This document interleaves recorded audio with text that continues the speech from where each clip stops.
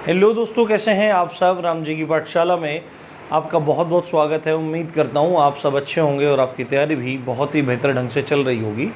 जैसा आप सबको पता है, हम संविधान को कवर करने का प्रयास कर रहे हैं और संविधान में कवर करते करते हम लोग मौलिक अधिकारों को पढ़ रहे हैं। मौलिक अधिकारों में आज अंतिम कड़ी की तरफ पहुँच गए हैं। अब तक हमने शोषण के विरुद्ध अधिकारों तक पढ़ लिया है और अभी मौलिक अधिकारों के अंतर्गत हमारा बचा है धार्मिक स्वतंत्रता का अधिकार, संस्कृति एवं शिक्षा संबंधी अधिकार और अनुच्छेद 32 संवैधानिक उपचारों का अधिकार, जो परीक्षा की दृष्टि से बहुत ज़्यादा ज़रूरी है और आपको इसकी सामान्य जानकारी भी होनी चाहिए। तो चलिए शुरू करते हैं। तो सबसे पहले आप एक बार इसका स्क्रीनशॉट ले लीजिए। स्क्रीनशॉट लेने के लिए आप कहते रहते हैं, फिर मैं आपको एक्सप्लेन करना शुरू कर दूंगा और आपको चीज़ें आराम से समझ में आनी शुरू हो जाएंगी। आपने स्क्रीनशॉट ले लिया होगा और कुछ ज़रूरी बातें भी करेंगे हम लोग। देखो, जो संविधान में मौलिक अधिकार हैं, मूल संविधान में 7 थे, वर्तमान में 6 हैं। एक जो था, जो अनुच्छेद 31 में था, जो संपत्ति का अधिकार था, उसको हटा दिया गया है, उसको अनुच्छेद 300A में पहुंचा दिया गया है। उसको हटने के बाद अभी 6 अधिकार हैं, जिनमें से एक हमने पढ़ लिया है। कौन सा, आप ये बताइए। 14 से 18 पढ़ा हमने समता या समानता का अधिकार, 19 से 22 पढ़ा हमने स्वतंत्रता का अधिकार, 23 और 24 अनुच्छेद में हमने पढ़ा शोषण के विरुद्ध अधिकार, और चौथा अधिकार है हमारा धार्मिक स्वतंत्रता का अधिकार, यानी कि आर्टिकल 25 से लेकर 28 तक, अनुच्छेद 25 से लेकर 28 तक। ये बहुत ज़्यादा इंपॉर्टेंट अधिकार है, इसके बारे में जानना ज़रूरी है। तो सबसे पहले चर्चा करते हैं अनुच्छेद 25 के बारे में। इसके बारे में आपको जानकारी होना बहुत ज़रूरी है यदि आप किसी भी धर्म से संबंधित हैं। और ये तो अजीब सी बात है, क्योंकि भारत में ज़्यादातर लोग, मैक्सिमम लोग, यानी कि आप कहिए कुछ लोगों को छोड़ दिया जाए जो धर्म को नहीं मानते हैं, कोई ना कोई व्यक्ति किसी न किसी धर्म से जुड़ा हुआ ही है। और भारत में एक बहुत ही अजीब सी पॉलिटिक्स होती है इसी धर्म के ऊपर। तो इसके बारे में आपको जानकारी होना ज़रूरी है। आर्टिकल 25 क्या कहता है, यहाँ पे देखिए आप। आर्टिकल 25 कहता है अंतःकरण की और धर्म के अबाध रूप से मानने, आचरण और प्रचार करने की स्वतंत्रता।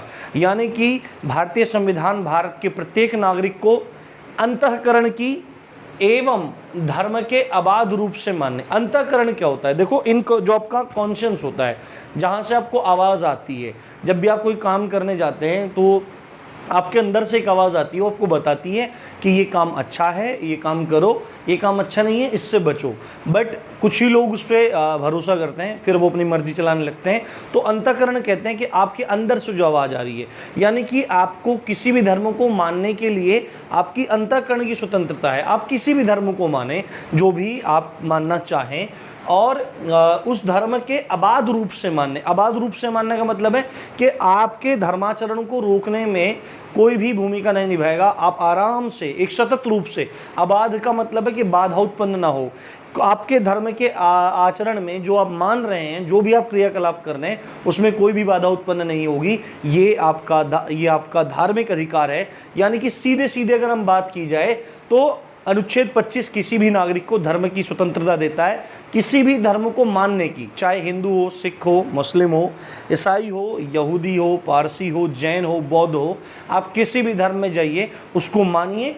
आचरण करना, अब आचरण करना, अब किसी भी धर्म में कुछ ना कुछ क्रियाकलाप होते हैं। जैसे कि अभी मैं आपको अपना भी एग्जाम्पल दूंगा और एक बात भी मैं सबके सामने रखना चाहूँगा।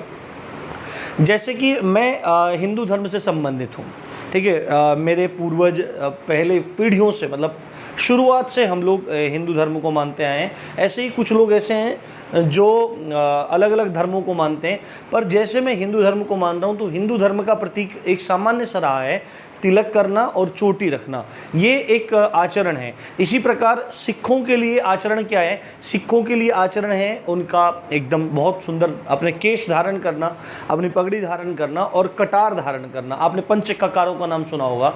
इसी प्रकार अन्य धर्मों के लिए भी ये बात हो सकती है।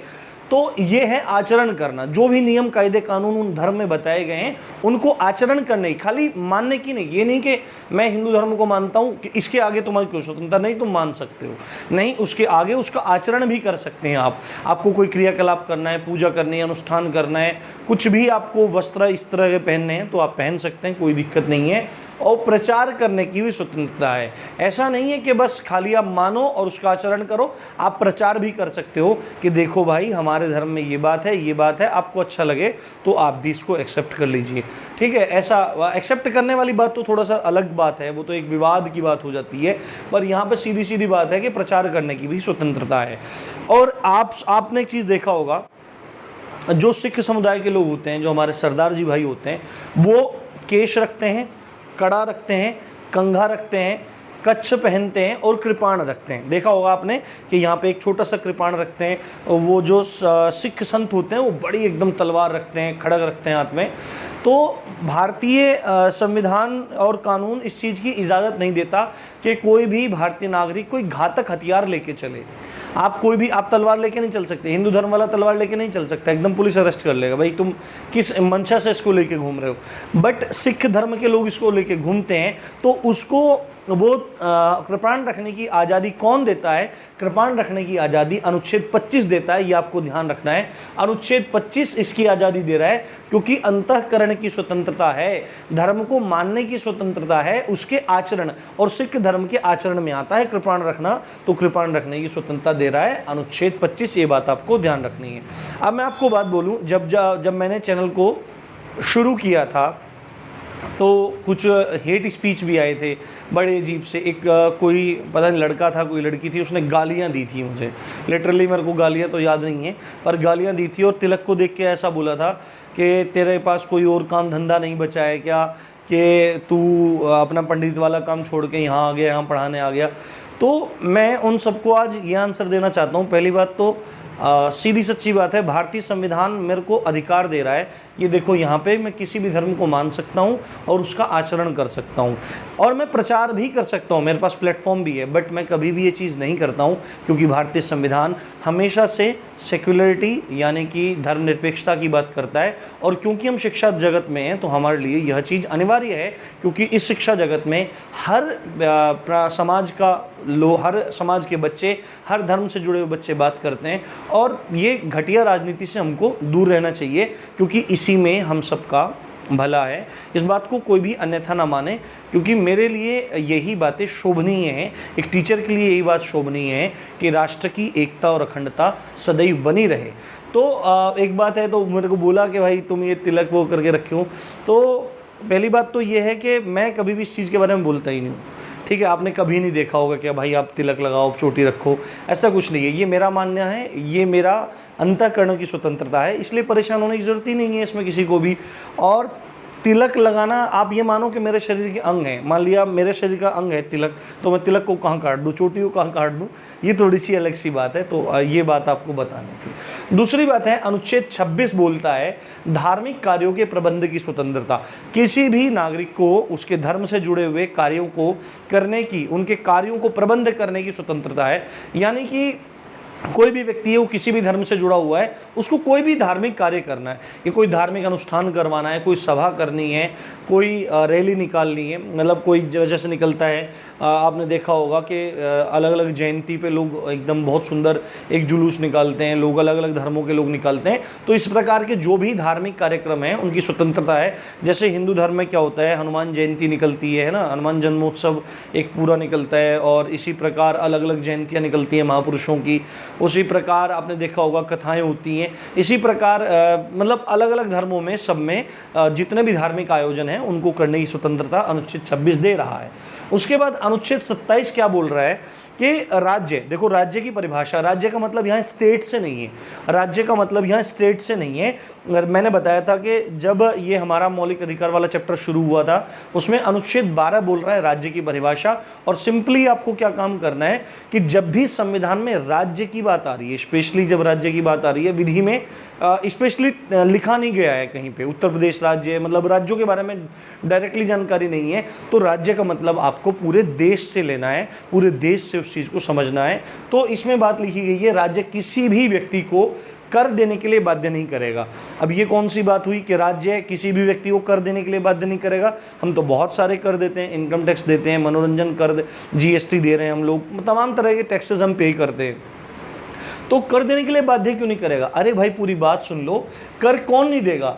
जिसकी आय का साधन किसी धर्म या धार्मिक कार्य से आती हो, जिसकी आय, ऐसे व्यक्ति को राज्य कर देने के लिए बाध्य नहीं करेगा। जिसकी आय, जिसकी कमाई, जिसकी आजीविका किसी धर्म या धार्मिक कार्य से आती हो, उस व्यक्ति को कर देने के लिए बाध्य नहीं करेगा। और आपने देखा होगा जितने भी ट्रस्ट होते हैं वो धार्मिक ट्रस्ट होते हैं, वहाँ पे जो लोग पैसे डालते हैं, मतलब कुछ भी उन ट्रस्टों की कमाई होती है, वो आयकर अधिनियम की धारा 80C के तहत करमुक्त होती हैं, उनको इनकम टैक्स पे नहीं करना होता। वो इसी का उदाहरण है, ये आपको ध्यान रखना है। उसके बाद आर्टिकल 28 बोलता है कि राज्य निधि से पूर्णतः पोषित किसी शिक्षण संस्था में धार्मिक शिक्षा नहीं दी जाएगी। यानी कि केंद्र सरकार द्वारा या राज्य सरकार द्वारा कोई भी जो स्कूल चलाए जा रहे हैं या कोई भी शिक्षण संस्था चलाई जा रही है, उन शिक्षण संस्थाओं में कोई भी धार्मिक शिक्षा नहीं दी जाएगी। ऐसा नहीं है वहाँ पे हिंदुओं की शिक्षा दी जाएगी या वहाँ पर मुस्लिमों की शिक्षा दी जाएगी, सिख संप्रदाय की शिक्षा दी जाए, सिख धर्म की शिक्षा दी जाएगी या किसी भी धर्म की शिक्षा दी जाएगी, ऐसा कुछ नहीं है। वहाँ पे सीधे जो सबके लिए होगी शिक्षा वही दी जाएगी। ये बात बोली जा रही है आर्टिकल 28। अब इसमें बोलेंगे कि मतलब इसमें अधिकार कहाँ से आया? यहाँ तक तो तीनों में तो अधिकार आया, इसमें धार्मिक शिक्षा नहीं दी जाएगी। और साथ में अधिकार वाली बात यह है कि अगर ऐसा हो भी रहा है तो आप किसी भी व्यक्ति को इस प्रकार की धार्मिक शिक्षा लेने के लिए बाध्य नहीं कर सकते। किसी भी नागरिक को इस प्रकार की शिक्षा लेने के लिए आप मजबूर नहीं कर सकते कि तुमको बैठना ज़रूरी है। बट होना क्या चाहिए? राज्य निधि से पोषित, यानी कि सरकार द्वारा संचालित हो, स्कूल हो कोई भी, तो उसमें ऐसा कुछ नहीं होगा, स्कूल कॉलेज वगैरह कुछ भी हो। उसके बाद आ जाते हैं 5वें मौलिक अधिकार पर, जिसका नाम है संस्कृति एवं शिक्षा संबंधी अधिकार, जो अनुच्छेद 29 और 30 में है। अनुच्छेद 29 और 30 अल्पसंख्यक समुदायों के बारे में बात करते हैं। अब देखो अल्पसंख्यक क्या होता है? अल्पसंख्यक नाम से पता लग रहा है, माइनॉरिटी। अल्प मतलब कम, संख्यक मतलब संख्या में, कि ऐसा समुदाय जो संख्या में कम है किसी भी रीजन में, उसको अल्पसंख्यक माना जाता है। भारत में अगर अल्पसंख्यक को देखा जाए तो मुस्लिमों को, जैनियों को, पारसियों को, बौद्धों को, ईसाई को, सिखों को अल्पसंख्यक माना जाता है। बहुसंख्यकों में हिंदू धर्म के लोग आ जाते हैं। तो अल्पसंख्यकों के लिए ये स्पेशल यहाँ पे प्रोविजंस किए गए हैं, प्रावधान किए गए हैं। अनुच्छेद 29 क्या कहता है? अल्पसंख्यक वर्गों के हितों का संरक्षण।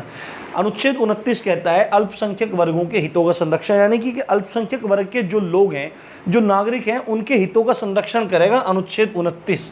किस प्रकार से करेगा? यदि अल्पसंख्यक वर्ग का कोई भी नागरिक या कुछ लोग आपस में नागरिक जो हैं वो मिल जाएं, तो अपनी भाषा को, अपनी लिपि को, अपनी संस्कृति को सुरक्षित रख सकते हैं या उससे संबंध में कोई भी वो कदम उठा सकते हैं। अपनी कोई शिक्षण संस्था खोल लें, अपना कोई ट्रस्ट बना लें, कुछ भी, मतलब उनको छूट होगी जिससे वो अपनी भाषा को, अपनी लिपि को तथा अपनी संस्कृति को सुरक्षित रख सकें। ये बात कह रहा है अनुच्छेद 29, यानी अल्पसंख्यक वर्गों के हितों का संरक्षण। अब अल्पसंख्यक आपको पता लगी गए होंगे, ये बात आपको ध्यान रखनी है। उसके बाद अनुच्छेद 30 क्या कहता है, जो कि संस्कृति एवं शिक्षा संबंधी अधिकार के अंतर्गत ही आता है, कि शिक्षण संस्थाओं की स्थापना और प्रशासन करने का अल्पसंख्यक वर्गों का अधिकार। यानी कि अल्पसंख्यक जो वर्ग हैं, अल्पसंख्यक वर्ग क्या कर सकेंगे? अल्पसंख्यक वर्ग अपने लिए कोई भी शिक्षण संस्था खोल सकेंगे और उन शिक्षण संस्थाओं में वो क्या कर सकेंगे? प्रशासन कर सकेंगे। ये उनका पूरा अधिकार है। किसी भी तरह का कोई हस्तक्षेप कोई भी उनके इस काम में नहीं करेगा और सरकारें जो होंगी वो उनको बिना किसी क्या कह सकते हैं आप, बिना किसी हस्तक्षेप तो नहीं कह सकते, बिना किसी भेदभाव के, बिल्कुल कई बार शब्द घूम जाते हैं दिमाग में, बिना किसी भेदभाव के उनको प्रॉपर मानदेय देंगे, उनको हेल्प करेंगे, उनको फाइनेंशियली हेल्प करेंगे। ये अधिकार रखते हैं आर्टिकल 30 के तहत अल्पसंख्यक वर्ग। ठीक है, आपको क्लियर हो गया होगा। आर्टिकल 30, अल्पसंख्यक वर्ग अपने लिए शिक्षण संस्थाओं की स्थापना कर सकते हैं तथा उनका प्रशासन स्वयं से चला सकते हैं। बाहर का कोई भी आदमी उसमें हस्तक्षेप नहीं करेगा। यदि करता है तो उसके मौलिक अधिकारों का उल्लंघन माना जाएगा, संस्था के लोगों के मौलिक अधिकार का उल्लंघन माना जाएगा और सरकार बिना किसी भेदभाव के उनको सहायता प्रदान करती रहेगी। अब एक बात आती है ये दी मोस्ट इम्पोर्टेंट, छठा मौलिक अधिकार जो है संवैधानिक उपचारों का अधिकार, जो आपको कोई स्पेशली अधिकार तो नहीं देता, बट यदि आपके अधिकारों का हनन हो रहा है, यदि आपके जो अधिकार हैं वो आपको नहीं मिल पा रहे हैं, तो उनके लिए उपचार है, उनके लिए उपचार है। देखो, जब हमको कोई रोग हो जाता है तो हम क्या करवाते हैं, हम उपचार करवाते हैं जिससे हमारा रोग ठीक हो जाए, जिससे हमारा रोग ठीक हो जाए ऐसा उपचार करवाते हैं। और उपचार कौन करता है, कोई ना कोई डॉक्टर करता है। तो यदि मौलिक अधिकारों का हनन एक रोग है तो अनुच्छेद 32 उसका उपचार है, और इस रोग का उपचार करने वाला यदि डॉक्टर कोई है तो वो है आर्टिकल 32 के तहत सुप्रीम कोर्ट। सुप्रीम कोर्ट यहाँ पे डॉक्टर है जो आपके मौलिक अधिकार संबंधी रोग का उपचार करेगा अनुच्छेद 32 को ध्यान में रखते हुए। तो यदि आपके किसी मौलिक अधिकार का हनन हो रहा है तो आप सुप्रीम कोर्ट में अर्जी लगा सकते हैं। तो एक आर्टिकल और भी है, आप हाई कोर्ट में भी जा सकते हैं, उसके बारे में हम नेक्स्ट वीडियो में डिस्कशन करेंगे। बट यहाँ पे समझना जरूरी है, यदि आपके किसी भी मौलिक अधिकार का हनन हो रहा है तो आप अनुच्छेद 32 को आधार बना के सुप्रीम कोर्ट में जा सकते हैं। अब एक चीज़ समझने वाली बात है, डॉक्टर भीमराव अंबेडकर ने संवैधानिक उपचारों के अधिकार को संविधान की आत्मा कहा। संविधान की आत्मा कहा। अब आपको ये बात ध्यान रखनी है, एग्जाम में आए तो आपको बता देना है कि संविधान की आत्मा का। और नेक्स्ट पॉइंट भी बहुत ज़्यादा इंपॉर्टेंट है, आपसे पूछेगा क्या मौलिक अधिकार फंडामेंटल राइट्स न्यायालय द्वारा प्रवर्तनीय है, परिवर्तनीय नहीं, प्रवर्तनीय। प्रवर्तनीय मतलब प्रवर्तन में लाना, उनको लागू कराना। क्या मौलिक अधिकारों को कोर्ट द्वारा लागू किया जा सकता है? तो बिल्कुल आपको बोलना है कि मौलिक अधिकारों को कोर्ट के द्वारा या न्यायालय के द्वारा प्रवर्तन में लाया जा सकता है, जबरन प्रवर्तन में लाया जा सकता है, क्योंकि सुप्रीम कोर्ट भारतीय संविधान का संरक्षक है, अभिभावक है तथा व्याख्याता है। यानी सुप्रीम कोर्ट ही बताएगा कि किसी पर्टिकुलर आर्टिकल में क्या लिखा हुआ है, वो ही व्याख्या करेगा, उससे ऊपर किसी की व्याख्या नहीं मानी जाएगी। वही अभिभावक है, वही संरक्षक है। ये चीज़ आपने देखी होगी आर्टिकल 13 में, जिसको जुडिशियल रिव्यू कहते हैं। यदि कोई भी नियम कानून ऐसा आता है जो भारतीय संविधान के मूलभूत ढांचे को बिगाड़ने का काम करता है तो सुप्रीम कोर्ट उसको निरस्त कर देता है। तो इसलिए आपको पता होना चाहिए, सुप्रीम कोर्ट संविधान का, भारतीय संविधान का अभिभावक है, संरक्षक है तथा व्याख्याता है। तो मौलिक अधिकार जो हैं वो न्यायालय द्वारा प्रवर्तनीय हैं, यानी इनको जबरन लागू करवाया जा सकता है कोर्ट के द्वारा। और आर्टिकल 32 क्या कहता है, जो संवैधानिक उपचारों का अधिकार आर्टिकल 32 है, वो सुप्रीम कोर्ट को मौलिक अधिकारों के प्रवर्तन की शक्ति देता है। यानी कि सुप्रीम कोर्ट क्या कर सकता है, मौलिक अधिकारों को प्रवर्तन में ला सकता है, लागू करवा सकता है। और ये शक्ति कौन दे रहा है, आर्टिकल 32 दे रहा है सुप्रीम कोर्ट को। अब ये सब काम तो हो सकते हैं, पर इसी संदर्भ में आर्टिकल 32 के अंतर्गत ही सुप्रीम कोर्ट के पास रिट जारी करने की शक्ति है। कितने प्रकार की रिट होती हैं, तो ये आपसे पूछा जाएगा। रिट होती हैं 5 प्रकार की, 5 प्रकार की रिट होती हैं। इनके बारे में आपको जानना ज़रूरी है। इनके बारे में डिस्कशन हम डीपली नेक्स्ट वीडियो में करेंगे, क्योंकि आपको ये जानना ज़रूरी है। सबसे पहली जो रिट होती है उसका नाम होता है बंदी प्रत्यक्षीकरण। बंदी प्रत्यक्षीकरण है, इंग्लिश में बोलते हैं हेबियस कॉर्पस। हेबियस कॉर्पस नाम से ही पता लग रहा होगा, बंदी प्रत्यक्षीकरण। ठीक है। उसके बाद है परमादेश। दूसरा जो रिट है उसका नाम है परमादेश, इंग्लिश में बोलते हैं मैंडमस। तीसरा है प्रतिषेध लेख। तीसरा रिट है प्रतिषेध लेख, जिसको बोलते हैं प्रोहिबिशन। आपने देखा होगा निषेध प्रतिषेध बोलने को क्या बोलते हैं, प्रोहिबिशन बोलते हैं। उसके बाद है उत्प्रेक्षण। उत्प्रेक्षण को बोलते हैं सर्शियरी। सर्शियरी, आप इसके मतलब उच्चारण अलग अलग हो सकते हैं, या सर्शियोरेरी इस तरह से बोल सकते हैं, कोई भी दिक्कत इसमें नहीं है। और पांचवा जो हमारा रिट है उसका नाम है अधिकार परीक्षा या अधिकार परीक्षा लेख, और इंग्लिश में बोलते हैं क्यू वारंटो। क्यू वारंटो है तो हीबियस कॉर्पस है, मैंडमस है, प्रोहिबिशन है, सर्शियोरेरी है और क्यू वारंटो है। बंदी प्रत्यक्षीकरण, परमादेश, प्रतिषेध लेख, उत्प्रेक्षण और अधिकार परीक्षा, ये 5 प्रकार के रिट अनुच्छेद 32 के तहत सुप्रीम कोर्ट जारी कर सकता है। और एक चीज़ मैं यहाँ पे बता देता हूँ, हाई कोर्ट के पास भी बिल्कुल सेम अधिकार हैं जो सुप्रीम कोर्ट के पास हैं, पर सुप्रीम कोर्ट को अधिकार दे रहा है अनुच्छेद 32 और हाई कोर्ट को यही अधिकार दे रहा है अनुच्छेद 226। हाई कोर्ट भी इन्हीं 5 प्रकार की रिटों को जारी कर सकता है और सुप्रीम कोर्ट भी इन्हीं 5 प्रकार की रिटों को जारी कर सकता है। सुप्रीम कोर्ट को ये शक्ति दे रहा है अनुच्छेद 32 और हाई कोर्ट को ये शक्ति दे रहा है अनुच्छेद 226। कल की वीडियो में हम इनको बहुत अच्छे से करेंगे, अच्छे से पढ़ेंगे, चीज़ों को समझते रहेंगे। उम्मीद करता हूँ लेक्चर पसंद आया होगा और वीडियो को ज़्यादा से ज़्यादा शेयर करिए और अच्छी शिक्षा को ज़्यादा से ज़्यादा लोगों तक पहुँचाइए। इसी अच्छी बात के साथ आप देख रहे थे राम जी की पाठशाला। मैं हूँ राम भारद्वाज। जय हिंद, जय भारत।